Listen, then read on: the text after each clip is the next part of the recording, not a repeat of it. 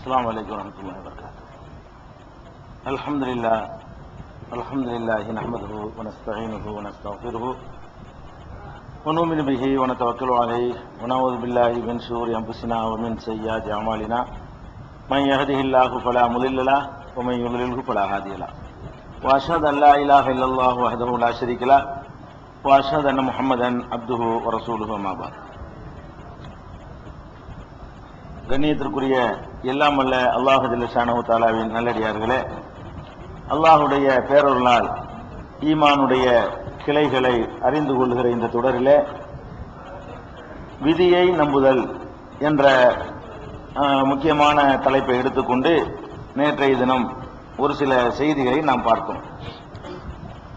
இந்த விதியை பொறுத்த வரைக்கும் பல வசனங்கள்ல, திருமறை குர்ஆனுடைய பல வசனங்களில அல்லாஹ் நாடியதுதான் நடக்குது.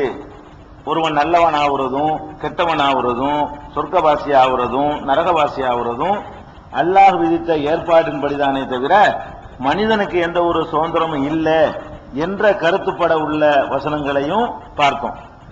இல்ல மனுஷன்தான் அவன் தப்புக்கு பொறுப்பாளி, அவனுக்கு சுதந்திரம் இருக்குது என்று சொல்லக்கூடிய வசனங்களை எடுத்து அதுல ஒரு சில வசனங்களை நாம் பார்த்திருக்கிறோம். அதன் தொடர்ச்சியாக அல்லாஹ் ரப்பல் ஆலமீன் திருமறை குர்ஆன்ல சொல்லுகிறான், அதாவது மனிதர்கள் செய்கிற தப்புகளை குறிப்பிடும் பொழுது அவர்களுடைய அநியாயத்திற்கு அவர்கள்தான் பொறுப்பாளி, நாம் பொறுப்பாளி இல்லை அப்படிங்கிற கருத்துப்பட அல்லாஹ் பல இடங்கள்ல சொல்லுகிறான்.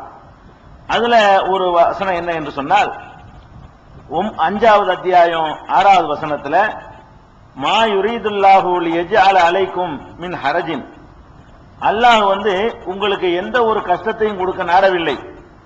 வலாக்கின் யுரீது லியுத்தஹிரக்கும், உங்களை தூய்மைப்படுத்தவே அவன் விரும்புகிறான்.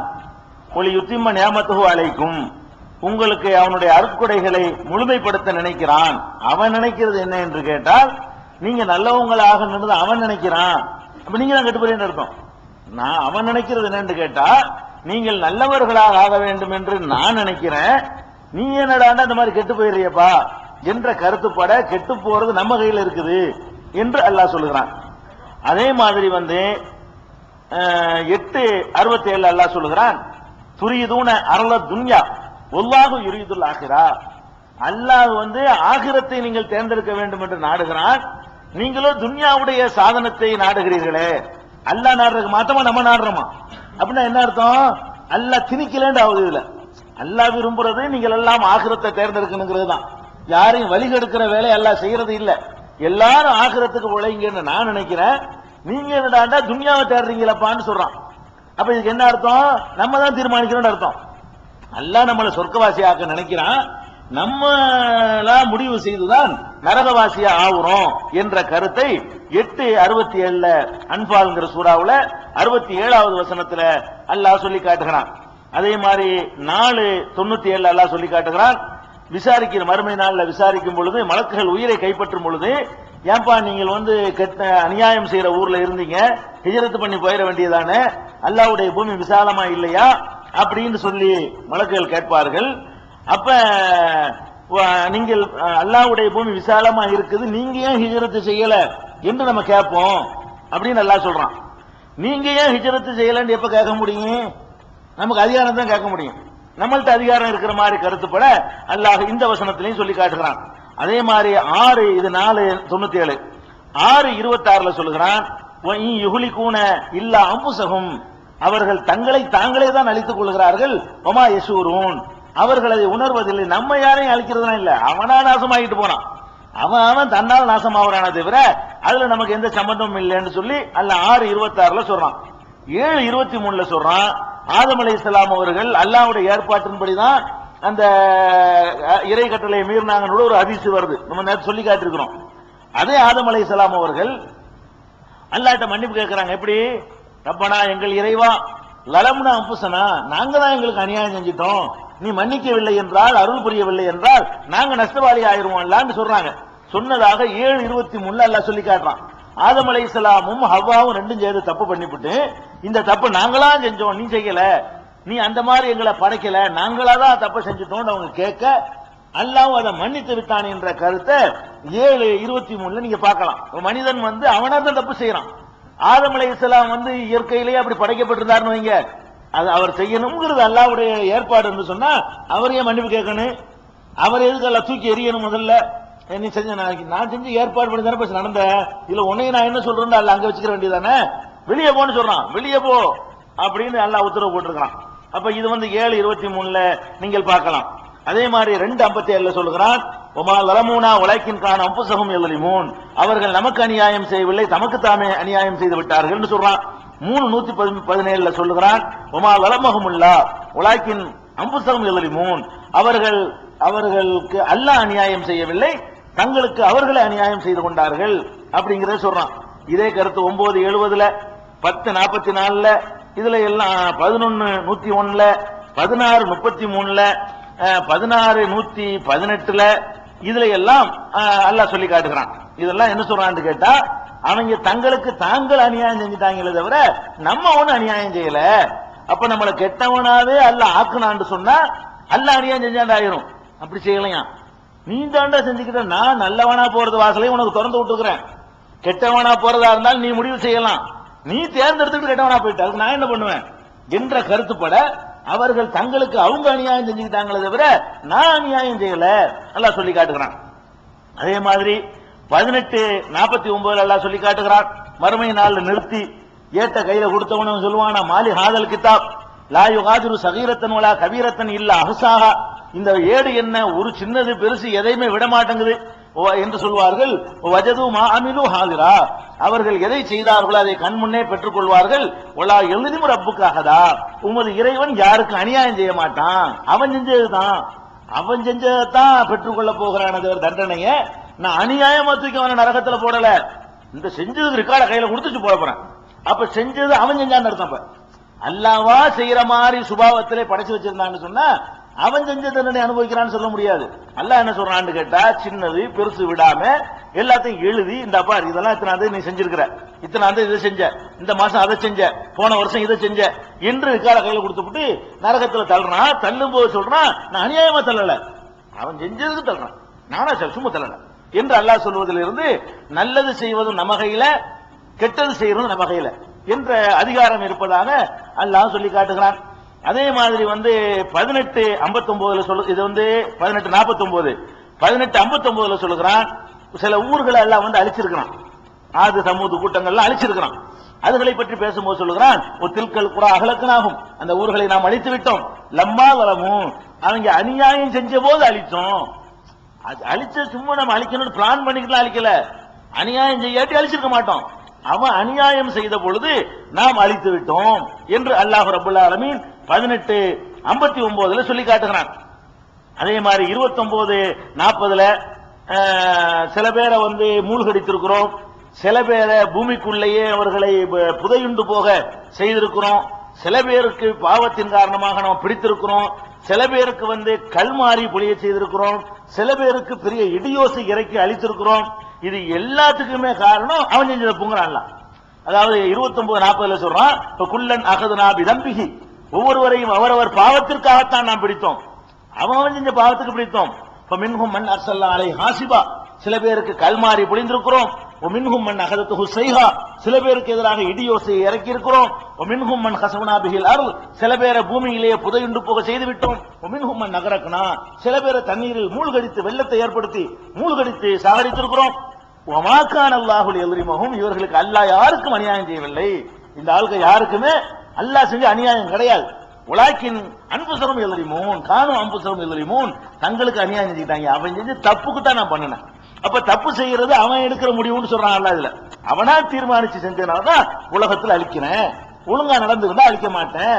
அப்ப ஒழுங்கா நடக்கிறது ஒழுங்கா நடக்காம இருக்கணும் நம்ம கையில கருத்து வருதுல, அந்த கருத்தை எல்லாம் சொல்லி காட்டினா இது 29:40. அதே மாதிரி 30:9 இவர்களை விட வலிமையான எத்தனையோ கூட்டத்தை எல்லாம் அழித்திருக்கிறான், அதுல சொல்லி காட்டுறான். 30:9 இவங்க வாழ்றாங்களே இன்னைக்கு மக்காவுல இந்த அபூஜஹல் குரூப், இவர்களை விட வலிமையான கூட்டத்தை எல்லாம் அல்லாஹ் அழித்திருக்கிறான்.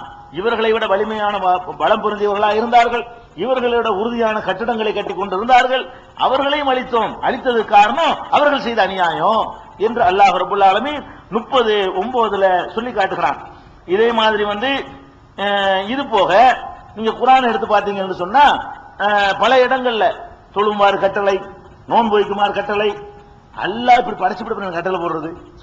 நம்மளுக்கு ரைட் இருந்தா தானே கட்டளை போடணும். தொழுகை நிலைநாட்டுங்கள் அப்படின்னா என்ன அர்த்தம்? தொழுகை நிலைநாட்டுறது நிலைநாட்டாம இருக்கிறது உங்க கையில் இருக்குன்னு அர்த்தம். நான் இப்படித்தான் நான் படைக்கப்பட்டிருக்கிறேன் அப்படின்னு சொன்னா எனக்கு உத்தரவு போடையலாது. அல்லாஹ் போடுற உத்தரவுக்கும் அர்த்தம் இல்லாம போயிடும். அல்லாஹ் என்ன செய்யறான்? ரமலான் மாசத்தை சொல்லும் பொழுதும் சொல்றான், ஃபமன் ஷஹித மின்கும் ஷஹர ஃபல்யஸ்முஹு, யார் அந்த மாதத்தை அடைகிறாரோ நோன்பு வைக்கட்டும். நம்ம கையில இருக்கலாம். மாதத்தை அடைஞ்ச உடனே நோன்பு வைக்கிறது உங்க கையில இருக்குப்பா, நோன்பு வை அப்படின்னு சொல்றான். நோயாளியா இருந்தா வேற நாள்ல வச்சுக்க என்று சொல்லும் பொழுது இன்னும் தொடர்ந்து அல்லாஹ் சொல்றான், யுரீதுல்லாஹு பிக்குமுல் யுஸ்ர, அல்லாஹ் உங்களுக்கு லேச நாடுகிறான், கஷ்டத்தை நாடல. இப்ப நரகத்துல போடுறது அவன் நரகத்துல போடுறது கஷ்டம். அல்லாஹ் வந்து உங்களுக்கு நாடுறது பூரா என்னதான் லேசத்தான் நாடுறான். அப்ப அல்லாஹ் வந்து உங்களுக்கு லேச நாடும் பொழுது நீ தான் கஷ்டத்தை உண்டாக்கிட்டு போற, நான் உண்டாக்கல அப்படிங்கிற கருத்தை வந்து 2:185 அல்லாஹ் சொல்லி காட்டுகிறான். அதே மாதிரி ஆது, சமூது, நூஹுடைய கௌமு, அவர்களுக்கு பிந்தி வந்தவர்கள், இவர்களை எல்லாம் அழித்ததை சொல்லும் பொழுது அல்லாஹ் சொல்கிறான், வல்லாஹு யுரீது லுல்மன் லில் இபாத், எந்த ஒரு அடியாருக்கும் அல்லாஹ் அநியாயத்தை நாடக்கூடியவன் இல்லை என்று 40:31 அல்லாஹ் சொல்லி காட்டுகிறான். அதே மாதிரி மனிதன் தான் முடிவெடுக்கிறான் என்ற கருத்தை 42:20 சொல்கிறான். மன்கான யுரீது ஹர்சல் ஆகிரா நஸிது லஹு ஃபீ ஹர்ஸிஹி வமன்கான யுரீது ஹர்ஸத் துன்யா நூத்திஹி மின்ஹா, யார் ஒருத்தன் ஆகிரத்துடைய பயிரை விரும்புகிறானோ அவன் தான் முதல் விரும்புறான், அவனுக்கு நாம் அதிகமாக்கி கொடுக்கிறோம். இவன் துன்யாவுடைய இதை விரும்புகிறானோ அவனுக்கு நாம அவன் விரும்புறது அவன வேலை, நம்ம அதிகமாகி கொடுக்கிறோம் என்ற கருத்தை 42:20 சொல்லி காட்டுகிறான். அதே மாதிரி வந்து உலகத்துல யாருக்கும் அல்லாஹ் அநியாயம் செய்ய மாட்டான் என்பதை 3:108 அல்லாஹ் சொல்லி காட்டுகிறான். அதே மாதிரி வந்து 4:27 சொல்றான், வல்லாஹு யுரீது அன் யதூப அலைக்கும், உங்களை மன்னிக்கத்தான் அல்லாஹ் விரும்புகிறான். யுரீதுல்லதீன யத்தபிஉன ஷஹவாத்தி அன்தமீலு மைலன் அலீமா, மனோ இச்சையை பின்பற்றக்கூடியவர்கள் ஒரே அடியாக நீங்கள் வீணாகி போய்விட வேண்டும் என்று ஆசைப்படுகிறார்கள் என்று சொல்லி அதுல என்ன செய்யறான்னா அவன் தான் முடிவெடுக்கிறாங்களாம். அல்லாஹ் நாடுறது மன்னிக்கிறதுக்கு, அவன் நாடுறது நாசமா போறதுக்கு. நாசமா போறோம், நாசமா போயிட்டு தான் இருக்கான். அல்லாஹ்வுடைய நாட்டு நடக்கல என்ற கருத்துப்பட அல்லாஹ் சொல்லி காட்டுகிறான். இது எல்லாத்துக்கும் மேல அல்லாஹ் சொல்றான் 4:28 யுரீதுல்லாஹு யுஹஸிபான்கும், அல்லாஹ் உங்களுக்கு எல்லாத்தையுமே லேசாக்கத்தான் விரும்புகிறான். குலிக்கல் இன்சானு லைஃபா, மனிதன் பலவீனனாக படைக்கப்பட்டிருக்கிறான், அவனுக்கு போயிட்டு கஷ்டம் கொடுக்க நான் விரும்பல. அதுக்கு மேலே அவனை கட்டு போயிட்டான். நான் உன்னை பலவீனமால் நெருப்புல போட தாங்குவியா, நான் உனக்கு வந்து லேசத்தாப்பா விரும்புறேன் அப்படிங்கிற கருத்தை பட 4:28 அல்லாஹ் சொல்லி காட்டுகிறான். 5:6 சொல்றான், மா யுரீதுல்லாஹு லியஜஅல அலைக்கும் மின் ஹரஜின், அல்லாஹ் உங்களுக்கு எந்த ஒரு சிரமத்தையும் தர விரும்பவே இல்லை. வலக்கின் யுரீது லியுதஹிரக்கும், உங்களை தூய்மைப்படுத்த நாடுகிறான் என்று அல்லாஹ் சொல்லி காட்டுகிறான். 5:6 சொல்லி காட்டுகிறான். இதே மாதிரி வந்து நம்ம வந்து எப்படி படைக்கப்பட்டோமோ அப்படியே தான் நம்ம செயல்படுவோம் என்று இருந்தால் நம்முடைய செயல்களை கண்காணிக்க ஆள் நியமிக்க தேவையா? அதாவது நான் பிறந்தவனையே இதை செய்வேன், நான் வந்து 1ஆம் தேதி இதை செய்வேன், 1ஆம் தேதி காலை 8 மணிக்கு இதை செய்வேன், 8:1 இதை செய்வேன், 8:2 இதை செய்வேன் அவன் எழுதி வச்சிருந்தான்னு சொன்னா அதுதான் நான் நடக்கும்னு சொன்னா அப்பயும் அங்கிட்ட இங்கிட்ட ஆளை நிப்பாட்டிக்கிட்டு எழுதணும். அதை ஏற்கனவே என்ன ப்ரோக்ராம் பண்ணி வச்சுக்கிறான் அதன்படிதான் நான் இயங்குறேன்னு சொன்னா நம்மளுடைய கண்காணிக்கிறதுக்காக வேண்டி பிடையில ஒரு இதை கழுத்துல மாட்டி வச்சிருக்கிறேன், அதுல இருந்து கண்காணிச்சுக்கிட்டு இருக்கிறேன், பெருதி எடுத்துக்கிட்டு இருக்கிறேன், ஜெராக்ஸ் எடுத்துக்கிட்டு இருக்கிறேன், ஒவ்வொரு காரியத்தையும் எனக்கு தெரியாம நடப்பது இல்லை, நான் பார்த்துக்கிட்டே இருக்கிறேன். எதுக்கு சொல்லணும்? கண்காணிப்பு தேவையில்லாம போயிருமே. என்னத்தை அல்லாஹ் படைச்சு வச்சானோ அதை காட்டி இந்த பார்ப்பு படைச்சன்ல அதன்படி நடந்திருக்கேன்னு சொல்லிட்டு போக வேண்டியான அல்லாஹ் சொல்லி காட்டுகிறான். ஹாதா கிதாபுனா யன்திகு அலைக்கும் பில் ஹக்கி, இதோ சத்தியத்தை பேசக்கூடிய ஏடு இருக்கிறது. அல்லாஹ் மறுமை நாள்ல கொடுப்பானா, ஏடு கொடுப்பான்னு சொல்லி படிச்சமே, மறுமை நாள்ல கொடுப்பாண்டு அந்த ஏட்ட கையில கொடுத்து சொல்லுவான், இன்னா குன்னா நஸ்தன்சிகு மா குன்தும் தாமலூன், நீங்கள் செய்து கொண்டிருந்த எல்லாம் நாங்கள் பெருதி எடுத்துக் கொண்டிருந்தோம் பாருங்கிறான். அல்லாஹ் ஏன் பெருதி எடுக்கணும்? ஏற்கனவே அல்லாஹ் அப்படிதான் படைச்சு வச்சிருக்காங்க, எதுக்கு ரெக்கார்ட் பண்ணணும்? தேவையே இல்லை, அதான் நடக்க போகுது. அதே மாதிரி வந்து 2:10 சொல்லுகிறான், இது வந்து 45:29 2:10 சொல்லுகிறான், அவர்களுடைய இதயத்திலே நோய் இருக்கிறது, நோயை அல்லாஹ் அதிகமாக்கி விட்டான்ங்கிறான். நோய் இதயத்தில் அவனுக்கு இயற்கையே இருக்குதான், அல்லாஹ் வந்து ஆக்கல, அல்லாஹ் அதிகமா தான் ஆக்கிற வேலையை செய்யறான். ஃபீ குலூபிஹி மரதுன் 2:10 இருக்குது, அவர்கள் இதயங்களிலே நோய் இருக்கிறது. ஃபஸாதஹுமுல்லாஹு மரலா, அவர்களுக்கு நோய் அல்லாஹ் அதிகமாக்கி விட்டான். வலஹும் அதாபுன் அலீம் பிமா கானூ யக்ரிமூன், அவர்கள் நிராகரித்த காரணத்தினால் அவர்களுக்கு கடும் தண்டனை இருக்கிறது. நிராகரிக்கிறான் வேலை, அவனாத்தான் நிராகரிக்கிறான், அதனால தண்டனை இருக்குது என்று 2:10 அல்லாஹ் வந்து சொல்லி காட்டுகிறான். அதே மாதிரி 39:7 சொல்லி காட்டுகிறான், இன் தக்ஃபுரு ஃப இன்னல்லாஹ கனியுன் அன்கும், நீங்கள் நிராகரித்தீர்கள் என்று சொன்னால் உங்களை விட அல்லாஹ் தேவையற்றவன். அப்படி போய் நிராகரிச்சுட்டு போ. நீங்க அவ்வளவு பேர் நிராகரிக்க முடிவெடுத்தால் நீ தேவையில்லடா, நீ வணங்கினா தான் நான் கடவுளா, அப்படி பேர் வணங்காட்டால் நான் தான் கடவுள். அப்ப அல்லாஹ் சொல்லி காட்டுகிறான், இன் தக்ஃபுரு நீங்கள் நிராகரித்து விடுவீர்களானால் ஃப இன்னல்லாஹ கனியுன் அன்கும், அல்லாஹ் உங்களை விட்டு தேவையற்றவன். வலா யர்லா லி இபாதிஹில் குஃப்ர, தனது அடியார்களுக்கு குஃபரை அவன் விரும்பவே மாட்டான். அல்லாஹ் எதை விரும்ப மாட்டானா? குஃபருக்கு போறத, நிராகரிப்புக்கு போறத, காபிரா போறத அல்லாஹ் விரும்புறது இல்ல. அல்லாஹ் விரும்பாதபடிதான் நம்ம போயிட்டு இருக்கோம்னு அர்த்தம். இந்த காபிரா போறான புரோகிராம் பண்ணி அவன் போகல, அல்லாஹ் வந்து இவன் காபிரா போக கூடாதுன்னு விரும்புறான், இவன் திமுர்ல போயிட்டான்னு கருத்து அதுல வருது. உலாயர்லா லி இபாதிஹில் குஃப்ர, தனது அடியார்களுக்கு குஃபரை அவன் புரிந்து கொள்ளவே மாட்டான். இன் தஷ்குரு, நீங்கள் நன்றி செலுத்துவீர்களேயானால் எர்லகுலக்கும், அதை அவன் பொருந்திக் கொள்கிறான்.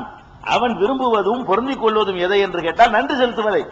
அவன் பொருந்திக் கொள்வதற்கு மாற்றமா நீனாத்தான் அது நன்றி செலுத்த மாட்டேன்னு போய்கிட்டு இருக்கிற என்று 39:7 வந்து அல்லாஹ் சொல்லி காட்டுகிறான். 35:32 சொல்லி காட்டுகிறான், நம்முடைய பிறகு தும்ம அவர்சனல் கிதாப் அல்லது இஸ்தபைனா மின் இபாதினா, நமது அடியார்களில் யாரை தேர்ந்தெடுத்துக் கொண்டோமோ அவர்களுக்கு பிறகு வேதத்தை கொடுத்தோம் என்று சொல்லிவிட்டு மின்ஹும் வாலிமுல் லினப்சிஹி, அவர்களிலே தனக்குத்தானே அநியாயம் செய்து கொண்டவன் இருக்கிறான். மின்ஹும் முக்தஸிதுன், நியாயமா நடந்து கொள்ளக்கூடியவன் இருக்கிறான். மின்ஹும் சாபிக்கும் பில் கைராத், நன்மைகளுக்கு முந்தக்கூடியவன், போட்டி போடக்கூடியவன் இருக்கிறான். அவனா செய்யறானா? அம்மா வந்து வேதத்தை கொடுத்து அவ்வளவுதான். அவனாத்தான் வந்து என்ன செய்யறான்? அநியாயம் செஞ்சுக்கிட்டு போறான், அவனாத்தான் நியாயமா நடந்துகிட்டு போறான், அவனாத்தான் முந்திக்கிட்டு வர்றான் நல்ல காரியம் செய்யறதுக்கு. இதெல்லாம் அவங்க கையில் இருக்கிறது என்று 35:32 அல்லாஹ் சொல்லி காட்டுகிறான். அதே மாதிரி 5:77 சொல்றான், ஒலா தத்தபியூ அஹ்வாஹ கௌமின் கதுலல்லு மின் கப்லு, இதற்கு முன்னர் வழிகட்டு விட்டார்களே அவர்களுடைய வழியை, மனோ இச்சையை நீங்கள் பின்பற்றி விடாதீர்கள். அல்லல்லு கசீரன், நிறைய பேர் அவங்க வழிகெடுக்கவும் செஞ்சுட்டாங்க என்று அல்லாஹ் சொல்றான். ஒருத்தர் நம்ம வழிகெடுக்க இயலுமா? அல்லாஹ் தான் நமக்கு ப்ரோக்ராம் பண்ணி வச்சிருந்தான்னா நான் வழிகெடுவேன், நான் வழிகெட்டு போயிருவேன். நீங்க என்ன வழிகெடுத்தேன்னு சொல்ல முடியுமா? யாரும் யாரையும் வழிகெடுக்கவே இல்லை. அந்த கருத்துப்படி அல்லாஹ் தான் நம்மளை வழிகேட்டில் விடுற மாதிரி நம்மளை அமைச்சு வச்சிருந்தான்னு சொன்னா, ஒரு மனிதன் இன்னொரு மனிதனை வழிகெடுத்தான்னு சொல்லவே முடியாது. மனுஷன்ல சில பேர் வழிகெடுத்தாங்க, இவங்க வந்து இவன் வழிகெடுத்துட்டாங்க அப்படின்னா என்ன அர்த்தம்? இவன் வழிகெடுக்கிற வேலை இவன் செய்யறான்னு அர்த்தம், மனுஷன் செய்யறான்னு அர்த்தம். அந்த கருத்தையும் அல்லாஹ் ரப்பல் ஆலமீன் 5:77 சொல்லி காட்டுகிறான். அதே மாதிரி நம்ம மறுமையில் நடக்கிற விசாரணையை பத்தி உங்களுக்கு சொன்னோம். நரகத்தில் போடப்பட்டவர்கள் புலம்புவார்கள் என்று.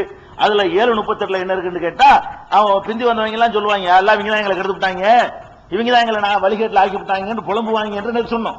அப்ப ஏன் அப்படி புலம்புறான்? இவன் தான் எங்களை வழிகெடுத்துட்டான்னு சொல்லும் பொழுது வழிகெடுக்கிற அதிகாரமும் வழிகெடாமல் போற அதிகாரமும் மனுஷன் கையில் இருக்குது என்பது இதுலையும் வழங்குகிறது. இது 7:38 நீங்க பார்க்கலாம். ஃபிரௌனை பற்றி அல்லாஹ் சொல்லும் பொழுது 20:79 சொல்றான், அல்லல்ல ஃபிரௌனு கௌமஹு, ஃபிரௌன் தனது சமுதாயத்தை வழிகெடுத்து விட்டான். அல்லாஹ்வே ப்ரோக்ராம் பண்ணி வச்சுட்டு அப்படி சொல்ல முடியுமா? அந்த சமுதாயம் வழிகடணும்னு அவன் ஏற்பாடு ப்ரோக்ராம் பண்ணி வச்சுப்புட்டு அவன் வழிகேட்டில் தான் போகணும்னு இயற்கையா படைச்சு வச்சுப்புட்டு இவன் வந்து அவனை கெடுத்து விட்டான்னு சொல்ல இயலுமா? ஃபிரௌன் கெடுக்கிறானா? அப்ப ஃபிரௌன் இல்லாட்ட கெட்டு போயிருக்க மாட்டாங்கன்னு அர்த்தம். அப்ப கெடுக்கிற வேலை மனுஷன் செய்யறான்னு விளங்குது. மனுஷனுக்கு அதிகாரம் இருக்கு. மனுஷன் நினைச்சா கெடுக்கலாம், மனுஷன் நினைச்சா நல்ல வழி காட்டலாம். அந்த கருத்தை அல்லாஹ் வந்து 20:79 சொல்லி காட்டுகிறார்.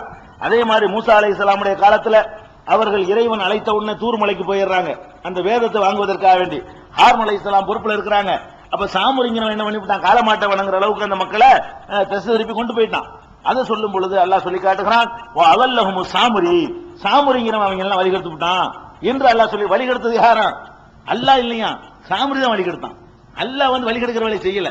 அப்ப சாமுரிங்கிறவன் வழிகெடுத்து விட்டான் என்று சொல்லி 20:85 அல்லாஹ் சொல்லி காட்டுகிறான். அதே மாதிரி மறுமை நாள்ல எல்லாரையும் விசாரிக்கும் பொழுது வழிகெடுத்த தலைவர்கள் இருக்கிறாங்களே அவங்களையும் நல்லா கூப்பிட்டு கேட்பானா, அன்தும் அகுலல்தும் இபாதி ஹாவுலாய் அம்ஹும் லல்லு சபீல், ஏன்பா என்னோட அடியார்களை எல்லாம் நீங்க தான் வழிகெடுத்தீங்களா, தன்னால வழிகெட்டு போயிட்டாங்களா அல்ல கேட்பானா. மறுமையில பெரிய பெரிய லீடர்ஸ்களை கூப்பிட்டு தனி விசாரணை. அந்த விசாரணை எப்படி இருக்கும்னு கேட்டா, ஏன்பா நீங்க தான் வழிகெடுத்துட்டீங்களா அல்ல தன்னால வழிகெட்டு போயிட்டானா? அப்ப வந்து அல்லாஹ் கெடுக்கலன்னு அர்த்தம். அப்ப அல்லாஹ் தான் கெடுத்துருந்தான்னு சொன்னா, ஓ நம்ம ப்ரோக்ராம் போய் கரெக்டா நடந்திருக்கீங்களா, நான் தானே உங்களை இப்படி ஆக்கி வச்சேன் அப்படின்னு சொல்ல, அப்படி சொல்ல காணா. அல்ல என்ன கேட்கிறா, அவனை கேட்டாலும் நீங்க எடுத்தியா? அப்ப யார்கிட்ட இருக்கின்ற அதிகாரம்? நம்ம கையில் இருக்குங்கிற கருத்தை அல்லாஹ் சொல்லி காட்டுகிறான். இது 25:17. அதே மாதிரி 26:99 சொல்லுகிறான் குர்ஆன்ல. அவங்க பதில் சொல்லுவாங்களா, அம்மா அதெல்லாம் நான் இல்லல் முஜ்ரிமூன், இந்த பாவிகள் தான் எங்களை வழிகெடுத்து விட்டாங்க எல்லாம் வாங்கலாம். வழிகெடுத்தது யாரா? அந்த பாவிகள் சொல்லி ஒத்த மேல பழி போடுறது. அந்த பழி போடுறது சொல்லும் பொழுது 26:99 இப்படி சொல்லி காட்டுகிறான். அதே மாதிரி 33:67 சொல்லுகிறான், இன்ன அதானா சாதத்தனா குபரானா ஃபலலுன சபீலா, யா அல்லாஹ் எங்கள் பெரியார்களுக்கும் தலைவர்களுக்கும் கட்டுப்பட்டோம், எங்களை வழிகெடுத்துட்டாங்க. வழிகெடுத்தது யாரு? தலைவர்களும் பெரியார்களும், அல்லாஹ் இல்ல. வழிகெடுத்து தலைவர்கள் தான் கெடுத்தாங்க. அவங்க வந்து நல்ல வழி காட்ட நல்ல வழி ஆயிருப்போம் என்று அவர்கள் புலம்புவதை அல்லாஹ் வந்து சொல்லி காட்டுகிறான். இது வந்து 33:67 சொல்லுகிறான். அதே மாதிரி 34:50 ரசூல் ஸல்லல்லாஹு அலைஹி வஸல்லம் சொல்லுகிறான், குல் நபியில் நீங்கள் சொல்லுங்கள், இன் லலல்து ஃபஇன்னமா அலில்லு அலா நஃப்ஸி, நான் வழிகட்டேனேயானால் எனக்கு கேடாகத்தான் நானே வழிகட்டுக் கொள்கிறேன். ஓ இனிகித்த தைத்து, நான் நேர்வழி பெற்றால் ஃபபிமா யூஹா இலைய ரப்பி, என் இறைவன் எனக்கு அறிவிக்கிற செய்தியின் அடிப்படையில் நேர்வழி பெறுகிறேன். நான் நேர்வழி பெற்றால் அதுக்கு இறைவன் தருகிற செய்தி காரணம், நான் வழிகட்டு போனால் ஏன் திமுரு காரணம், நான் தான் காரணம் என்று நபியை நீ சொல்லு. நீ கெட்டு போன நான் பொறுப்பு கிடையாது, நான் தான் பொறுப்பு நீ சொல்லுங்கிறான்ல. மனுஷனை சொல்ல ரசூல் ஸல்லல்லாஹு அலைஹி வஸல்லம் சொல்றான், நான் தவறான வழிக்கு போனேன்னு வைங்க நான் தான் காரணம் என்று நபியை சொல்லிவிட வேண்டும். ஏன் மேல பழி போடுறாங்க அல்ல? அதுக்கு என்ன அர்த்தம்னா, நான் தான் தக்தீர்ல ஏற்படுன்னு சொல்லிவிடக்கூடாது, நீனா தான் கெட்டு போயிட்டு அதை ஒத்துக்க என்று ரசூல் ஸல்லல்லாஹு அலைஹி வஸல்லம் அவர்களை 34:50 சொல்லுகிறான். அதே மாதிரி சைத்தானை பத்தி சொல்லும்போது, இப்லீஸை பத்தி சொல்லும்போது யாசின் சூராவுல 66:62 சொல்லுகிறான், வலக்கத் அல்லல்ல மின்கும் ஜிபில்லன் கஸீரா, இந்த சைத்தான் இப்லீஸ் உங்களுக்கு முன்னர் நிறைய கூட்டங்களை வழிகெடுத்து விட்டான், அவலம் தக்கூனு தாக்கிலும் விளங்க மாட்டீர்களா, கொஞ்சம் நஞ்சம் பேரை வழிகெடுத்திருக்கிறான். வழிகெடுக்கிற சைத்தான் வேலை, அல்ல வேலை இல்ல.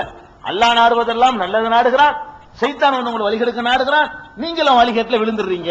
அல்லாஹ் வந்து உங்களை வந்து கெட்டவன் ஆகுற மாதிரி புரோகிராம் பண்ணி வைக்கல என்ற கருத்தை இந்த வசனமும் தருகிறது. இது 36:62.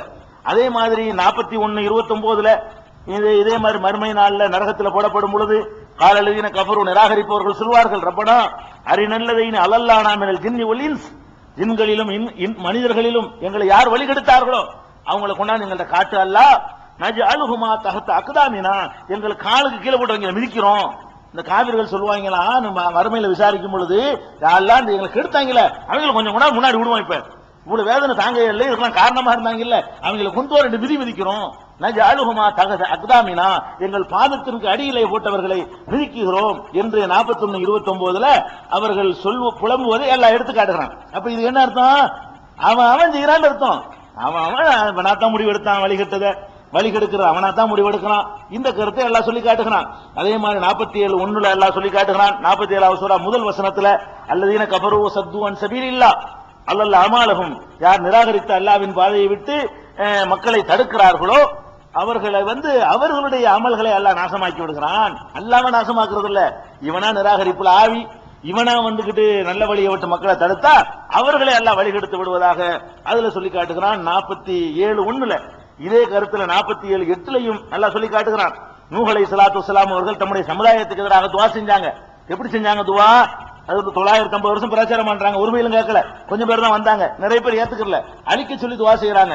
எப்படி துவா செய்யறாங்க? அதுல ஒக்கது அல்லல்லு கசீரா, யா அல்லாஹ் இவங்க நிறைய பேர் கெடுத்து விட்டாங்க, இவங்க கேட்டாலும் பரவாயில்ல, நிறைய பேர் கெடுத்து வர போட்டாங்க, அதனால வலா தஸீர் லாலிமின இல்லா வலாலா, அந்த அநியாயக்காரர்களுக்கு வழிகேட்டு தவிர எதையும் அதிகமாக்கி விடாத அல்லாஹ்னு சொல்லி நூஹ் அலைஹிஸ்ஸலாம் பிரார்த்தனை செய்யறாங்க. இவங்க தான் கெடுத்தாங்கங்கறாங்க. யா அல்லாஹ் நீங்க ஏற்பாடு பண்ணி வச்சிருந்தாயே அதனால கெட்டு விட்டார்கள்னு சொல்ல காணோம். எப்படி சொல்றாங்க நூஹ் அலைஹிஸ்ஸலாம்? இவங்க வந்து இவங்களை கெடுத்துட்டாங்க என்று ஒரு நபி சொல்லும் போது அல்லாஹ்வுடைய இது கருத்தானது. ஒரு நபியை விட்டு அல்லாஹ் சொல்றாங்க போது அது வந்து அல்லாஹ்வுடைய கருத்து தான். இது வந்து என்ன விளங்குது? மனிதனுக்கு சுதந்திரம் இருக்குது. அவன் நல்லவனாக நினைத்தால் நல்லவனாகலாம், அவன் கெட்டவனாக நினைத்தால் கெட்டவனாகலாம். அதனால அல்லாஹ் தண்டிக்கிறது நியாயம் இருக்குது, பரிசு கொடுக்கிறது நியாயம் இருக்குது என்ற கருத்தை இது சொல்லுகிறது. இதே கருத்துல வந்து அல்லாஹ் என்ன சொல்றான்னு கேட்டா, பல இடங்கள்ல ஒவ்வொரு மனிதனும் அவன் சம்பாதித்தது அவனுக்கு உள்ளதுன்னு பல இடங்கள்ல குர்ஆன்ல இருக்குது. அவன் சம்பாதித்த கஸ்பு, உழைத்தது, அவன் பாடுபட்டது, அவன் உழைத்தது, அவன் சம்பாதித்தது நன்மை அவனுக்கு, அவன் சம்பாதித்த தீமை அவனுக்குன்னு சொல்லி இந்த சம்பாத்தியம் அவனை சேர்ந்தது என்று அல்லாஹ் வந்து பல இடங்கள்ல சொல்லி காட்டுகிறான். உதாரணத்துக்கு சொல்ல போனால் 2:134 தில்க உம்மத்துன் கத்ஹலத், அவர்கள் சென்றுவிட்ட சமுதாயம், லஹாமா கஸபத், அவர்கள் சம்பாதித்தது அவர்களுக்கு, வழக்கும் கசப்தும், நீங்கள் சம்பாதித்தது உங்களுக்கு, செஞ்சதுக்கு தான் நன்மை தீமை இருக்கே தவிர பரிசு தண்டனை இருக்கே தவிர நான் ஏற்பாடு பண்ணபடி கிடையாதுங்கிற கருத்தை வந்து 2:134 சொல்லுகிறான். இதே வார்த்தையை அவர்கள் செய்தது அவர்களுக்கு, நீங்கள் சம்பாதித்தது உங்களுக்கு என்று 2:141 சொல்லுகிறான். அதே மாதிரி அல்லாஹ் சொல்கிறான், வலாக்கின் யுஆஹிதுக்கும் பிமா கஸபத் குலூபுக்கும், நீங்கள் இதயத்திலே திட்டமிட்டு முடிவெடுக்கிறீர்களே அதற்குத்தான் அல்லாஹ் உங்களை பிடிப்பான்.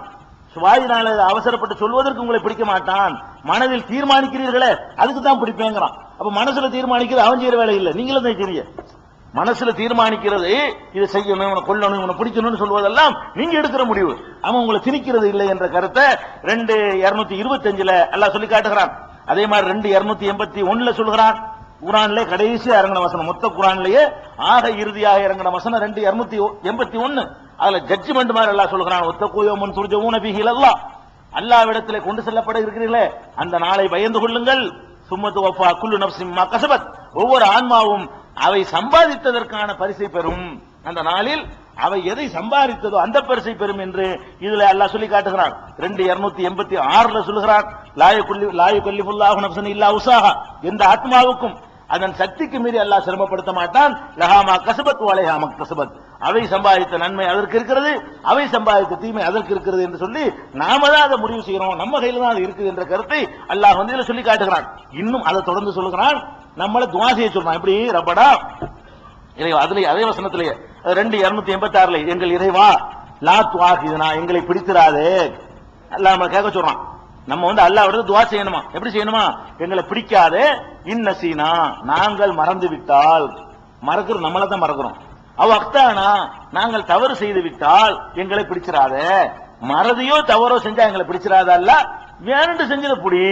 அப்ப மறதி தவறுக்கு தான் கேட்க வேணான்னு எல்லாம் சொல்றான், அது பிடிக்க மாட்டான்ல.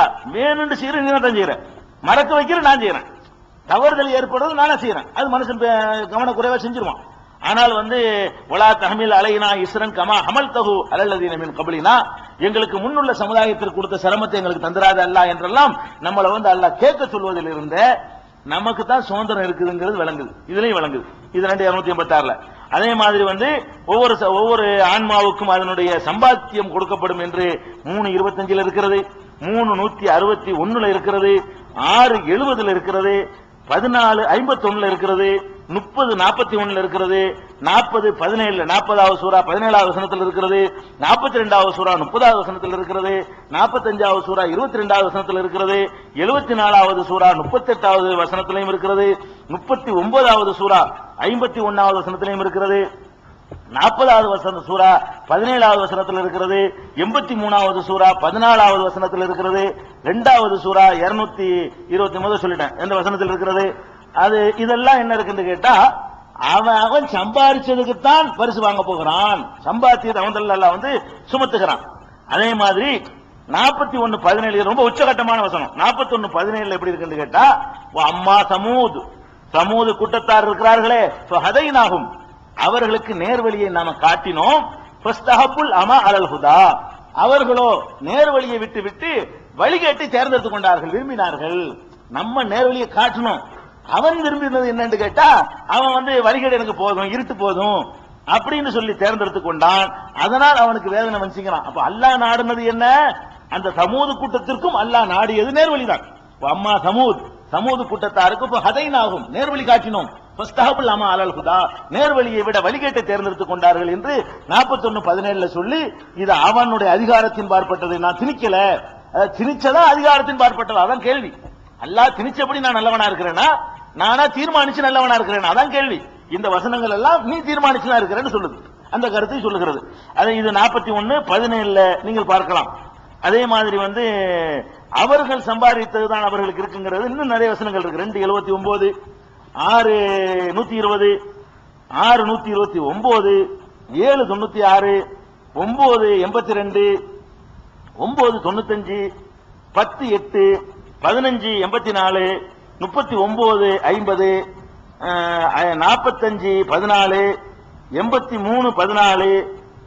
83:14, 29:69, 29:69 மட்டும் அல்லாஹ் என்ன சொல்றான்னு கேட்டா, வல்லதீன ஜாஹது ஃபீனா லனஹ்தியன்னஹும் சுபலனா, யார் நம்முடைய மார்க்கத்திலே உழைக்கிறார்களோ பாடுபடுகிறார்களோ அவர்களுக்கு நேர்வழியை காட்டுவோம். நீ உழைக்கிறது உன் மேல, நான் வழி காட்டுவேன், நீ நல்ல வழிக்கு நீ வந்துடணும், வந்த பிறகு நல்லதை ஒண்ணு காட்டிட்டே இருப்பேன் அப்படின்னு சொல்லி நல்லவன் ஆகுறதுங்கிற முடிவை நாம எடுக்கணும்.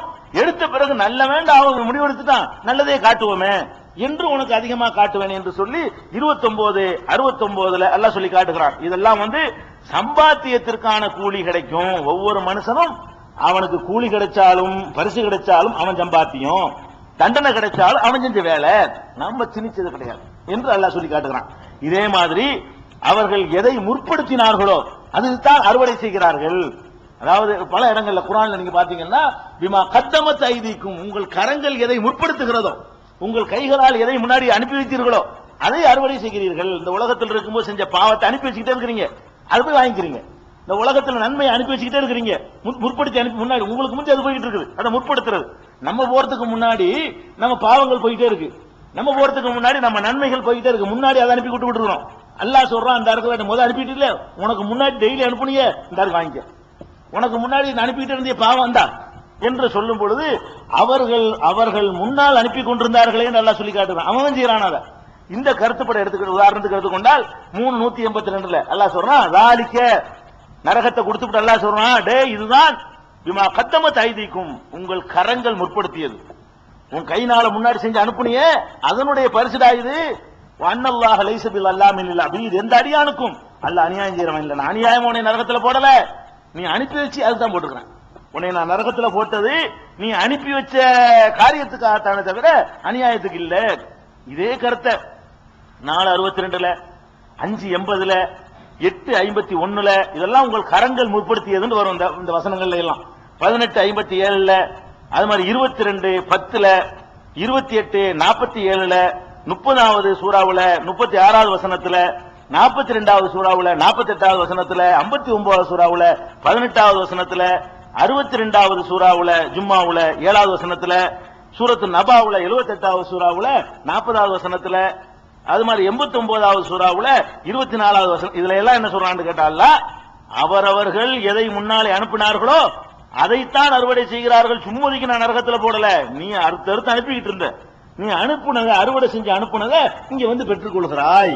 அப்ப மனுஷன் தான் இதை வந்து அறுக்கிறான், முற்படுத்துகிறான், அவன் கைனால் அவன் தான் செய்யறான்.